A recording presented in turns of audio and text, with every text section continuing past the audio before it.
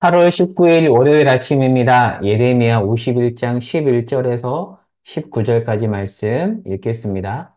화살을 갈며 둥근 방패를 준비하라. 여호와께서 메대 왕들의 마음을 부추기사 바벨론을 멸하기로 뜻하시나니 이는 여호와께서 보복하시는 것 곧 그의 성전을 위하여 보복하시는 것이라. 바벨론 성벽을 향하여 깃발을 세우고 튼튼히 지키며 파수꾼을 세우며 복병을 내복시켜 방비하라. 이는 여호와께서 바벨론 주민에 대하여 말씀하신 대로 계획하시고 행하심이로다. 많은 물가에 살면서 재물이 많은 자여, 내 재물의 한계, 곧 내 끝이 왔도다. 만군의 여호와께서 자기의 목숨을 두고 맹세하시되, 내가 진실로 사람을 메뚜기 같이 내게 가득하게 하리니, 그들이 너를 향하여 환성을 높이리라 하시도다. 여호와께서 그의 능력으로 땅을 지으셨고, 그의 지혜로 세계를 세우셨고, 그의 명철로 하늘들을 펴셨으며, 그가 목소리를 내신즉 하늘에 많은 물이 생기나니, 그는 땅 끝에서 구름이 오르게 하시며, 비를 위하여 번개를 치게 하시며, 그의 곳간에서 바람을 내시거늘 사람마다 어리석고 무식하도다. 금장색마다 자기가 만든 신상으로 말미암아 수치를 당하나니 이는 그 부어 만든 우상은 거짓이요 그 속에 생기가 없음이라. 그것들은 헛것이요 헛된 것이요 조롱거리이니 징벌하시는 때에 멸망할 것이나 야곱의 본깃은 그와 같이 아니하시니 그는 만물을 지으신 분이요 이스라엘은 그의 소유인 지파라. 그의 이름은 만군의 여호와시니라. 아멘. 네, 오랜만에 아침 묵상 설교로 돌아왔습니다. 자, 오늘 본문은 예레미야 51장인데요. 그동안 설교는 안 올렸지만 잠깐 쉬었지만 큐티카드로 계속 텍스트 형태로 블로그에 업로드를 했었거든요. 그래서 계속 묵상하신 분들은 이제 내용이 연결될 텐데요. 자, 오늘 본문은 예레미야 후반부에 속해 있습니다. 자, 예레미야는 52장까지 있습니다. 자, 그런데 마지막 부분인 46장에서 51장까지는 소위 열방 멸망 예언 부분입니다. 그리고 52장은 남유다의 이제 마지막에 대해서 다루죠. 여러 나라의 멸망을 예언하는 내용인데 참고로 말씀을 드리면 에스겔서와 이사야서에도 이 내용들이 있습니다. 그러니까 에스겔서 25장에서 32장 그리고 이사야서 13장에서 21장에도 내용이 나오는데 예레미야 내용과 같이 비교해서 보면 이해하는 데 상당히 도움이 됩니다. 그러니까 예를 들면 애굽에 대한 멸망 예언을 예레미야와 에스겔과 이사야를 같이 보면 훨씬 풍부하게 이해가 될 수 있거든요. 물론 시간이 걸리겠지만 관심 있는 분들은 좀 그렇게 보시기를 추천을 드리고요. 다시 예레미야로 돌아와서 46장에서 51장까지 열방 멸망 예언이 나오는데 이렇게 각 나라들에 대한 내용들이 이렇게 나옵니다.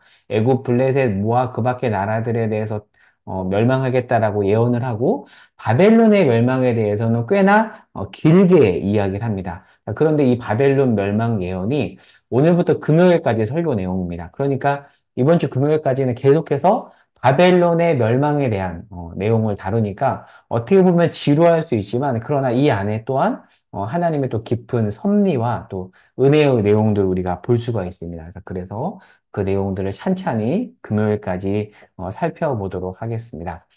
자, 그러면 본문으로 들어가 보도록 할게요. 자, 질문을 해보겠습니다.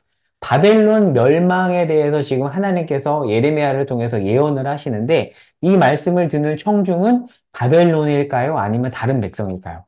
하나님께서 지금 바벨론에게 말씀하시지 않고 50장 1절에 보면 예레미야를 통해서 남유다 백성에게 지금 말씀해 주고 있습니다. 근데 시점은 어느 시점이냐면 51장 59절에 가면 시드기야 통치 4년이라고 되어 있습니다. 시드기야는 여호야긴 왕이 2차 포로로 잡혀가자 왕이 오르거든요. 그러니까 여호야긴이 2차 포로로 잡혀간 때가 BC 597년입니다. 그러니까 시드기야 통치 4년은 BC 594년이에요.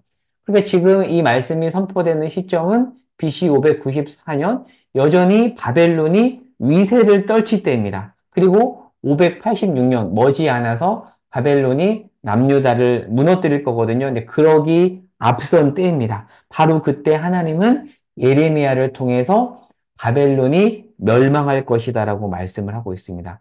사실 이 바벨론 멸망은 전혀 믿을 수 없는 말씀이거든요. 그러니까 조금이라도 바벨론이 흐트러지고 있었다라면 그들이 망할 것이라고 해도 믿을 텐데 전혀 흐트러짐이 없는 상황인데 그들이 망한다고 지금 먼 미래, 결국 BC 539년에 망하거든요.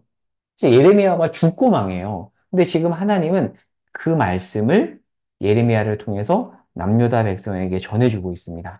자, 조금 더 말씀을 보도록 하면, 자, 오늘 본문에서 가장 중요한 말씀이 11절입니다. 11절 말씀에 보면, 여호와께서, 주어가 여호와입니다. 여호와께서 메대 왕들의 마음을 부추기사 바벨론을 멸하겠다라고 말씀해주고 있는데, 자, 역사 내용을 조금 정리해 보겠습니다. 바벨론의 초대 왕은 나보폴라살입니다. 이 인물은 성경에는 나오지 않습니다. 그런데 그 아들이 성경에 나오죠. 나보폴라살의 아들이 느부갓네살이에요. 자, 그런데 이 느부갓네살의 아버지 나보폴라살이 BC 612년에 아수르를 멸망시키고 바벨론의 초대 왕으로 오르면서 고대 근동의 패권을 가져옵니다. 그런데 이 나보폴라살이 죽어요. 죽고 나서 느부갓네살이 왕에 오르는데 아들이 왕에 올라서 바벨론은 더 강해집니다. 이때 더 강해져요. 자, 그런데 오늘 본문 시점은 바로 이 느부갓네살 통치 시점입니다. 시드기야 통치 4년. 바벨론이 위세를 떨칠 때인 거죠. 자, 그러면 이들이 무너진다고 과연 무너질 것인가? 근데 결국 BC 539년에 무너지는데 바로 이 바벨론을 무너뜨린 나라가 메데 페르시아입니다. 메데 페르시아 연합군이 바벨론을 무너뜨리는데요. 보통 성경에서는 페르시아를 바사라고 하죠. 근데 바사는 페르시아를 이야기합니다. 역사 이야기를 조금 해보도록 하겠습니다. 이번 주에 내내 이 내용을 다루니까 금요일까지 가면 익숙해지겠지만, 자, 오늘 한번 정리해 볼게요. 자, 바벨론이 위세를 떨칠 때, 페르시아는 굉장히 가난한 나라였습니다. 자, 그런데 리디아, 그러니까 지금의 튀르키예거든요. 리디아와 페르시아가 전쟁을 하는데, 이때 페르시아가 승리를 합니다. 그러니까 가난한 페르시아가 리디아와의 전쟁에서 승리한 이후에 세력을 확장하기 시작을 합니다. 그러나 여전히 페르시아는 그렇게 힘을 떨치지 못한 때였어요. 그러나 이제 페르시아는 전쟁 승리 이후에 세력을 확장해 나가고 있는데 동쪽에 바벨론이 있었습니다. 하지만 바벨론은 이제 그러나라고 적어놨잖아요. 넘사벽이었어요. 넘사벽. 자, 그러면 이때 바벨론의 상황을 이야기해 볼게요. 느부갓네살이 결국 죽고 나서 이렇게 생소한 역사 자료에 나오는 이제 왕들 이름이거든요.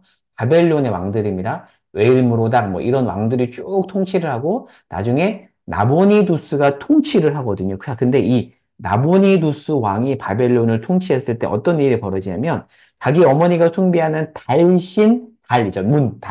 달신 신전을 세우면서 오랫동안 바벨론의 주신으로 섬김받은 마루둑이라는 그 신이 주신이거든요. 그 마루둑 숭배자들이 반발을 하기 시작했습니다. 그러니까 바벨론이 굉장히 안정적으로 나라가 유지되고 있었는데 이 종교 문제로 바벨론의 틈이 갈라지기 시작합니다. 자, 근데 이 분열을 누가 타고 들어오냐면 페르시아가 타고 들어옵니다. 여러분, 다니엘 5장에 가면 벨사살 왕이 나오는데요. 이 벨사살이 나보니두스의 아들입니다. 그러니까 나보니두스 때 종교 분열이 벌어지고 그 아들 벨사살이 왕위에 오르는데 사실 위기 시점이거든요. 자, 그런데 다니엘 5장에 보면 이때 잔치를 벌여요. 그런데 다니엘 5장 1절에 보면 페르시아 군대가 쳐들어왔음에도 이 벨사살 왕이 여전히 잔치를 벌입니다. 그러니까 잔치에 취해서 이 공격에 대비를 못해요. 그리고 망을 놓은 거죠. 설마 우리가 무너질까? 그런데 결국 이 벨사살 왕 때 페르시아가 바벨론을 무찔러서 바벨론이 멸망합니다. 참 예상하지 못했던 일이에요. 그리고 페르시아는 이제 메대까지 점령해서 이제 메대 페르시아 연합군이 바벨론을 치지만 페르시아가 메대까지 점령을 해서 통일왕국을 이룹니다. 그래서 고대 근동의 패권이 BC 539년에 바벨론에서 페르시아로 넘어가게 됩니다. 이렇게 하여서 뜻하지 않게 영원할 것 같은 바벨론이 무너집니다. 그러니까 하나님은 남유다 심판 도구, 징계의 도구로 바벨론을 삼았지만 그렇다고 해서 그들의 행동이 옳다 하신 것은 아닙니다. 이들이 우상 숭배를 했고요. 오늘 본문 11절에 보면 예루살렘 성전을 무너뜨린 것에 대해서 하나님께서 책임을 물으세요. 자, 여러분 11절 볼게요. 화살을 갈며 둥근 방패를 준비하라. 여호와께서 메대 왕들의 마음을 부추기사 바벨론을 멸하기로 뜻하시나니 이는 여호와께서 보복하시는 것 곧 그의 성전을 위하여 보복하시는 것이라. 거기에 대해서 책임을 물으십니다. 하나님의 도구였지만 그들의 잘못에 대해서 하나님께서 책임을 물으시고 결국 페르시아에 의해서 바벨론은 539년에 멸망을 하게 되죠. 이게 바로 오늘 본문입니다. 오늘 말씀을 정리할 텐데 핵심 구절은 11절입니다. 어떤 구절이죠? 여호와께서 메대 왕들의 마음을 부추기사 바벨론을 무너뜨렸다. 제가 책 하나 소개를 해드릴게요. 강유원 씨의 역사 고전 강의라는 책이 있어요. 역사 고전. 이렇게 표시를 해야 더 정확한데, 역사 고전 강의 이 책에 보면 세계 1차 대전의 원인을 어떻게 이분이 분석을 하냐면, 깊은 원인과 중간 원인과 촉발 원인으로 이렇게 구분을 합니다. 1차 세계대전이요. 그러니까 어떻게 설명하냐면 1차 세계대전의 깊은 원인은 삼국 협상과 삼국 동맹의 양극 체제로 전쟁의 긴장감이 이미 고조된 것이 깊은 원인인데 중간 원인은 독일의 세력 강화와 미숙한 외교 정책이고 촉발 원인은 우리가 흔히 세계사 공부할 때 배우는 내용이잖아요. 1차 세계대전의 원인 혹시 뭐라고 우리가 배웠었죠? 사라예보에서 세르비아의 청년이 오스트리아 황태자 부부를 암살한 사건. 그게 보통 세계 1차 대전의 원인이라고 보잖아요. 그런데 이분은 그것은 촉발 원인이래요. 촉발 원인 이면에 깊은 원인이 있었다라고 얘기합니다. 자, 오늘 본문과 엮어보겠습니다. 자, 메데 페르시아 연합군의 침공은 바벨론 멸망의 촉발 원인입니다.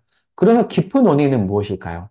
오늘 본문에 나오는 여호와께서 메대 왕들의 마음을 부추기사입니다. 그러니까 우리는 촉발 원인을 넘어서 깊은 원인까지 볼 수 있어야 됩니다. 그런데 보통은 너무 촉발 원인만 보게 되죠. 물론 촉발 원인을 무시하고 깊은 원인만 보는 것도 안 돼요. 그러면 이제 비현실적이라고 보죠. 두 개를 다 봐야 되는데 사실 우리 삶에서 우리는 촉발 원인만 원인이라고 보고 그 이면에 있는 깊은 원인은 보지 못하는 경우가 굉장히 많은 것 같아요. 여러분, 우리 삶을 한번 보겠습니다. 우리 삶에 보면 이렇게 말할 때 있잖아요. 누가 이렇게 해서, 누가 이렇게 도와줘서 우리가 이렇게 되었다라고 하지만 그것은 촉발 원인입니다. 누가 이렇게 한 것은 촉발 원인이고 깊은 원인은 무엇이죠? 하나님의 일하심이에요. 하나님은 우리에게 어디까지 와라고 도전하냐면 촉발 원인을 넘어서 깊은 원인까지 너희가 봐야 된다라고 말하고 있습니다. 오늘 하루 우리가 너무 촉발 원인만 보며 살았다라면 눈을 들어서 모든 그 이면에 일하시는 하나님, 그 하나님의 일하심, 깊은 원인이죠. 거기까지 볼 수 있는 안목이 우리 가운데 있을 수 있기를 소망합니다. 누가, 어떤 사람이 돈이 있어서 뭐 어찌어찌해서 이렇게 됐어. 그러나 우리는 그 넘어서 그 이면에 계시는 하나님. 그것을 볼 수 있는 자가 바로 하나님을 믿는 자요. 이 시대에 하나님이 바라시는 그리스도인의 모습이라고 생각합니다. 오늘 기도 제목입니다. 하나님, 촉발 원인만 보지 않고 깊은 원인까지 볼 수 있는 안목을 달라고 아침에 기도하면서 하나님 앞에 우리 기도 제목을 가지고 아뢰었으면 좋겠습니다. 그 기도 제목을 붙잡고 간절히 이 시간 우리 모든 삶을 통제하시고 온 세상을 다스리시는 그 하나님 앞에 머무를 수 있기를 소망합니다. 기도하겠습니다. 하나님, 메대 왕들의 마음을 하나님께서 부추기사 바벨론을 멸하셨습니다. 하나님은 온 세상의 창조주요 주관자이십니다. 우리 삶에서도 하나님은 그렇게 일하십니다. 하나님, 촉발 원인만 보는 우를 범하지 않게 하시고 깊은 원인까지 볼 수 있는 안목을 그 믿음의 눈을 우리에게 허락하여 주시옵소서. 우리 주 예수 그리스도의 이름으로 기도합니다. 아멘.